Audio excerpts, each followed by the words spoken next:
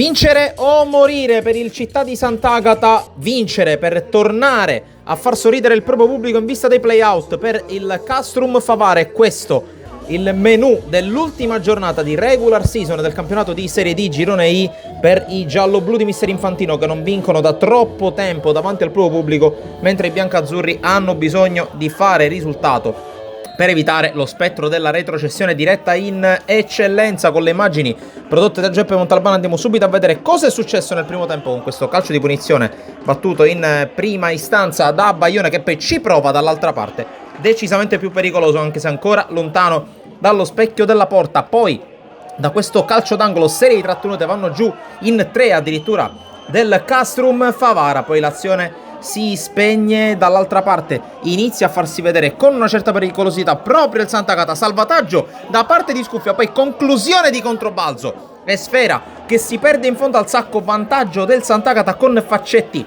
dopo la bella iniziativa di Pussetto. Poi dall'altra parte prova a farsi vedere il Castrum Favara con questo colpo di testa all'indietro di Demo Leon, che per poco non beffava Cannizzaro dal calcio d'angolo che ne segue. Prova ad arrivare Baglione, poi Vaccaro ripropone in mezzo il pallone, non riesce ad arrivare sul secondo palo Nacio Varela, che si dispera per l'occasione sfumata. Poi chiude in avanti il primo tempo la formazione guidata da Mister Cataldi con questa iniziativa, conclusione dalla distanza sporca che si perde direttamente sul fondo. Poi attenzione a questa situazione, perché Cannizzaro interviene in uscita alta, la palla sembra uscire come stiamo per vedere da questo replay.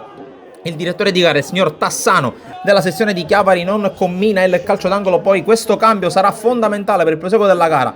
Fuori Frangiamone, dentro al suo posto Traoré che litiga con un avversario, poi sembra partire una testata all'indirizzo del difensore ospite. Il direttore di gara non ha dubbi, estrae subito il cartellino rosso per Omar Traoré, la cui partita dura appena 6 minuti e lascia soprattutto in 10 il Castrum Favara, che ci prova nel finale di primo tempo con questa punizione battuta da Baglione, l'uscita avventurosa, spericolata ma efficace da parte di Cannizzaro, che pone fine al primo tempo. Nella ripresa Varela va subito a recuperare un pallone, cerca il pallonetto su Cannizzaro ma non trova la porta. Giornata difficile per il centravanti del Castrum Favara. Dall'altra parte invece si supera Scuffia su questo colpo di testa di Catalano ad un passo dallo 0-2 la squadra ospite, che però poi con un'azione insistita sulla destra fa arrivare il pallone al limite dell'area. C'è questa conclusione da parte di Nunzi, c'è la deviazione decisiva e c'è lo 0-2 per il Città di Sant'Agata, alla firma di Elia Nunzi, entrato dalla panchina e trova subito una giocata fondamentale per sé e per la sua squadra. Qui prova con la forza della disperazione, più che con una costruzione vera e propria, il Castrum Favara quantomeno ad accorciare le distanze, ma di palle gol create non ce ne sono.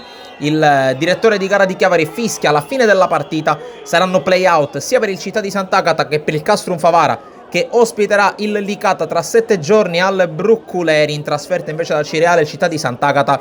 Da Sportisile è tutto, alla prossima.